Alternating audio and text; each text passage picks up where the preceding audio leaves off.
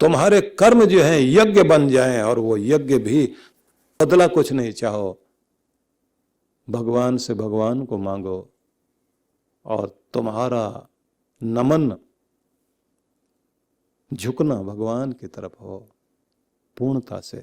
तो सबसे पहले तो क्या करना चाहिए, भगवान में अपनी एकाग्रता बनानी चाहिए, कंसंट्रेशन बनाओ, मन लगा रहे वहीं। भटकाने वाले आएंगे, परीक्षा उनकी हो रही थी, और उसके बाद संत एकनाथ ने कहा कि भगवान शायद तुम ये चाहते थे, मुझे देखना चाहते थे कि कक्षा पार की नहीं की, क्लास पास की नहीं की, मन टिका हुआ है, मन एकाग्र है, भक्ति स्थिर है तुम्हारी, तुम्हारा धैर्य ठीक है, तुम्हारे मन में शांति है, तुम इस काबिल हो कि मेरा प्यार पा सको, तो भगवान क्यों परीक्षा ले रहे हो? मेरे से तो कराने वाले भी आप ही हो, फिर भी अगर परीक्षा लेना ही चाहते हो लो, लेकिन वो शक्ति भी दो कि मैं तुम्हारे चरणों में लगा रहा हूं। तो परीक्षा तो होती है आपकी एकाग्रता की परीक्षा होगी। और ध्यान रखिए, जैसे जैसे उम्र बढ़ती चली जाए आपकी भक्ति भी बढ़ती रहनी चाहिए, आपका ध्यान भी भगवान के चरणों में बढ़ना चाहिए। सारे दिन एक जैसे नहीं रहेंगे, कभी दिन अच्छे, कभी बुरे, कभी उतार चढ़ाव जीवन में आएगा, कभी सुख आएगा, दुख आएगा, मान आएगा, अपमान आएगा, लेना देना, पाना खोना, ये जीवन का चक्र है, इसके बीच से तो जिंदगी चलती है। फिर भी मन टिकाए रखना। और आगे जो कहा गया है ना, मन मुझ में एकाग्र करो और अपनी एकाग्रता का विकास करो, डेवलपमेंट करो इस बात की, रोज रोज थोड़ी एकाग्रता बढ़ाते चले जाओ। कल से ज्यादा मन एकाग्र हुआ है, अब मूड बनने लगा है, अब ध्यान भगवान के चरणों में लगने लगा है। अब भगवान को धन्यवाद देते जाना, और अपने मन को एकाग्र करने के साथ साथ कहते हैं अभ्यास द्वारा अपनी एकाग्रता को ध्यान केंद्र पर लेकर आओ। ध्यान केंद्र सबसे ज्यादा तो आज्ञा चक्र पर ध्यान टिकाना चाहिए। आज्ञा चक्र पर जब आप अपना मन टिकाते हैं तो उस समय निर्विचार होकर थोड़ी देर के लिए शांत होकर के आप बैठना, केवल अपने आप को शांत करें, स्थिर करें, शांत सुझाव देना और स्वयं को ढीला छोड़ना, शांत और फिर विश्राम, रिलैक्स। जैसे आप अपने आप को रिलैक्स कहेंगे तो पूरे शरीर को आराम के मूड में ले आओ। सीधे होकर बैठे हुए हैं लेकिन आराम में, विश्राम आ रहा, शांत, साइलेंस में जाना है, रिलैक्स होना है, थोड़ा थोड़ा शरीर को ढीला छोड़ना है, इजी मूड में बैठ जाइए और स्वयं को स्थिर करिए। और फिर ओंकार का उच्चारण करते हुए मन को यहाँ तिलक वाले भाग में, इस जगह पर मन को टिकाकर शांत, मौन, स्थिर, ऐसे कहते हुए खो जाइए। और आप देखेंगे आपको अनुभूति होने लग जाती है कि आ रही है किरण भगवान की, प्रेम उसका उतर रहा है। जैसे जैसे आप स्थिर होते जाएंगे तो ऐसा लगेगा जैसे दुनिया दूर चली गई है, संसार बाहर खड़ा है और आप नगर के बाहर किसी सुंदर वन में खड़े हुए हो, जहाँ शांति है, चारों तरफ सुंदर फूल खिले हुए, सुगंध, पवित्रता सब है, ताजी हवा है, और आप शांत होकर वहाँ आनंदित हो रहे हैं। ऐसे संसार आपसे पीछे हटता चला जाएगा। ये करने के साथ में कहते हैं कि फिर समस्त कर्म भगवान को समर्पित करो, मतलब भगवान के लिए काम करो। भगवान के लिए जब आप काम करते हैं तो फिर वो जो काम जो भी कर रहे हैं आप, जैसे मान लीजिए आपने महिलाएं बैठी हैं तो वो सुन रही हैं घर में बैठे बैठे, तो अपना भोजन बना रहे हो तो ये भगवान के लिए बना रहे हो, ऐसा सोचिए। मतलब ये भगवान का प्रसाद है। भगवान का प्रसाद भगवान की भगवत भावना से बनाया जाएगा ना। तो भगवत भावना से जब प्रसाद बनाया जाता है तो उसमें भगवान का नाम जपते जपते प्रेम पूर्वक, क्योंकि एक गृहिणी को एक कर्तव्य मिला, एक ड्यूटी मिली है अपने भगवान की सेवा करने की, और वही प्रसाद आप अपने परिवार के सदस्यों को खिला रहे हैं। और जब वो प्रसाद सदस्यों को दे रहे हैं, घर के मेंबर्स को, तो आप समझ लीजिए उसमें प्रभु की कृपा जुड़ गई, और वो भोजन प्रसाद ही नहीं बन गया, अमृत प्रसाद हो गया। और जब आप उस अमृत को, उस प्रसाद को छकते हैं, उसको खाते हैं, ग्रहण करते हैं, तो उसका परिणाम क्या होता है? उसका परिणाम होता है शुद्ध भावनाएं आती हैं। कलयुग का प्रभाव जो कहते हैं ना घर में आ गया, तो वो प्रभाव खत्म होने लग जाता है। बड़ों का मान रहेगा, लिहाज रहेगा, तमीज रहेगी, शिष्टाचार रहेगा, लेन देन में पवित्रता होगी, कमाई जो आपकी आई है फिजूल खर्ची नहीं होगी, और बेकार में पैसा नहीं जाएगा। एक स्थान पर बहुत सुंदर ढंग से समझाया गया है कि अगर आप अपने जीवन में भक्ति को चरम तक ले जाना चाहते हैं, तो आपको ये समझना चाहिए कि अपने कृष्ण को प्रसन्न करने का सबसे सुंदर तरीका क्या है। तो वहां पर यह समझाया गया है कि हर व्यक्ति को कुछ साधनों का प्रयोग करना चाहिए, जिसमें सबसे पहले कहा गया है दान, व्रत, तपो, होम, जप, स्वाध्याय, होमे श्रेयोभिर्विविधैश्चान्ये कृष्णे भक्तिर्हि साध्यते। भगवान की भक्ति सिद्ध कैसे होती है? भगवान के लिए कुछ कर्मों का अनुष्ठान करना चाहिए। क्या? एक तो आप जो भी कमाते हैं, अपनी कमाई का 10% भाग, दशांश तो भगवान के कार्यों में लगाना ही चाहिए। इतना भी नहीं लगा सकें तो 2% दो। 2% दे पाना भी अगर हो जाए आपसे, तो भी बहुत इसको उचित माना जाएगा, क्योंकि हम लोगों की आदत देने की तो है ही नहीं। सब लोगों का हाथ मुड़कर अपने मुंह की तरफ जाता है। और इतनी बड़ी अद्भुत प्रैक्टिस है हम लोगों को कि अगर अंधेरे में भी मूंगफली या चने खा रहे हों, तो लेकर ऐसे निशाना मारें तो सीधा मुंह में ही जाता है। इतने बड़े निशानची हैं सभी। और धूप में बैठकर भी अगर किसी को खीर खिलानी पड़े चम्मच में लेके, तो दूसरे आदमी को खिलाने बैठोगे आप, तो चम्मच में से कुछ न कुछ गिरेगा जरूर नीचे। कहाँ प्रैक्टिस है दूसरों को खिलाने की? हाथ टेढ़ा मेढ़ा हो जाएगा, गिरा। आप खिला रहे तो भी कुछ गिरेगा जरूर, और खुद खा रहे हो तो। लोगों को, अजीब लोगों को देखा हमने, साइकिल पर चले जा रहे हैं और वो कुछ चने बने कुछ ले रखे हैं मुट्ठी में, ऐसे फेंक के मारते हैं। एक हाथ से हैंडल पकड़ा हुआ साइकिल का, और एक हाथ से ऐसे फेंक के मारते हैं कि सीधा मुंह में जा रहा है, एक दाना इधर से उधर नहीं। इतनी प्रैक्टिस की हुई लोगों ने, बस दूसरों को खिलाने की प्रैक्टिस नहीं है। हालांकि इसको भी कहा गया है कि खुद खा लेना प्रकृति है, और दूसरे का छीन कर खाना ये विकृति। और अपना हिस्सा भी देकर दूसरे की भूख मिटाकर प्रसन्न होना, इसको कहते हैं संस्कृति, देव संस्कृति, भारत की संस्कृति। लेकिन बड़ा मुश्किल है। हमें मौका मिले किसी का पेट भरने के लिए, किसी की जिम्मेदारी लेने के लिए, कितनी बार हिसाब किताब लगाएंगे। परमात्मा का अद्भुत कमाल है कि वो हमें दे करके भी भूलता है।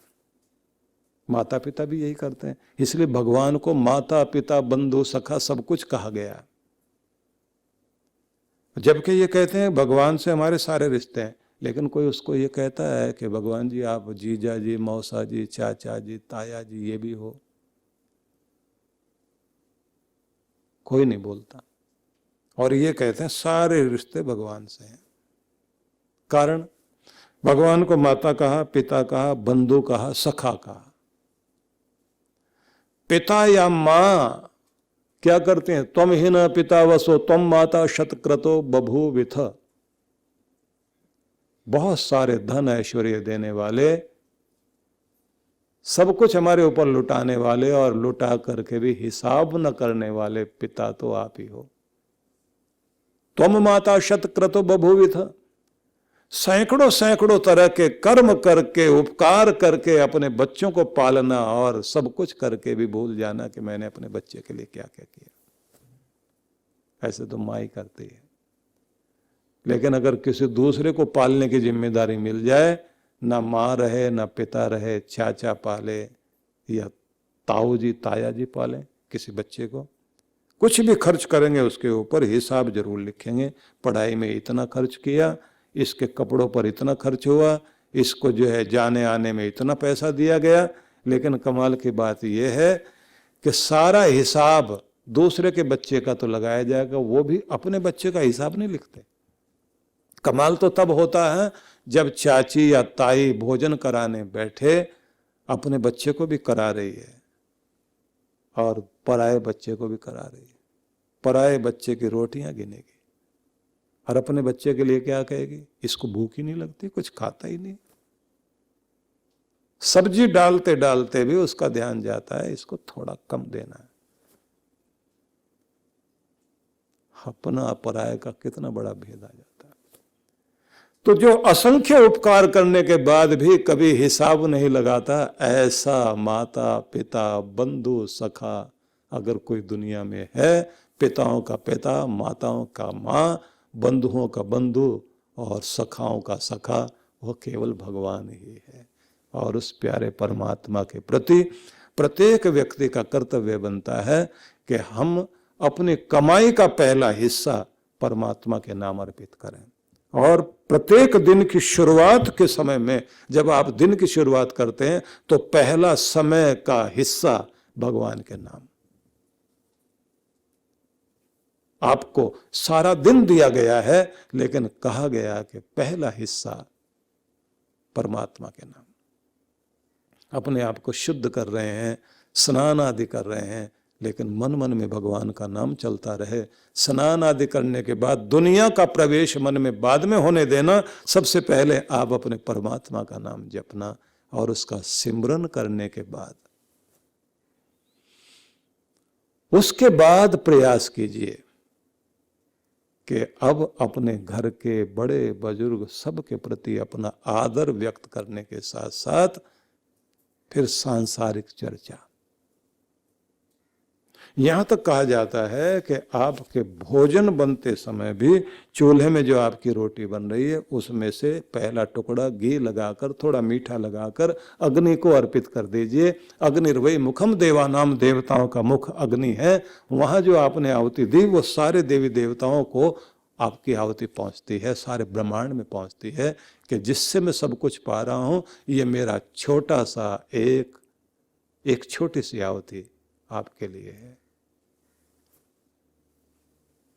थोड़ा मार्मिक ढंग से निवेदन करना चाहता हूं, थोड़ा भावुक होकर निवेदन करना चाहता हूं, इसलिए मेरी बात को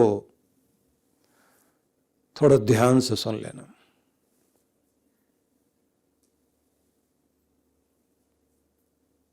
जब आदमी मरता है, 2 पेड़ की लकड़ी लेकर के मरता है।